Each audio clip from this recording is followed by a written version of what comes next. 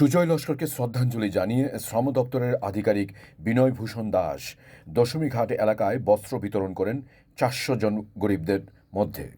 বিগত প্রায় ১-১.৫ বছর ধরে কিডনির রোগে আক্রান্ত হয়ে সে খুব অসুস্থ হয়ে যায় এবং পরবর্তী সময়ে জিবি হাসপাতালে ৩১/৫/২০২৬ রাত্র প্রায় ১১টা নাগাদ উনি শেষ নিঃশ্বাস ত্যাগ করে এবং আমরা চেয়েছি যে ও আরেকটু শান্তিপূর্ণভাবে বাঁচুক, কিন্তু জন্ম মৃত্যু কারো হাতে লেখা নয়। তো ওর স্মৃতিতে আমরা আজকে এই অনুষ্ঠান আয়োজন করেছি। আমরা কিছু বন্ধুবান্ধব, বড় ভাই, ছোট ভাই মিলে এখানে প্রায় ৪০০ লোককে আমরা বস্ত্র বিতরণ করব। এরপর আমরা জিবি হসপিটালে যে ওয়ার্ডে মারা গেছে ওই ওয়ার্ডে আমরা ফল বিতরণ করব। পাশাপাশি ডায়ালিসিস ওয়ার্ড জিবি হাসপাতালের যারা সবসময় সহযোগিতা করেছেন ওইখানে আমরা ফল বিতরণ করব।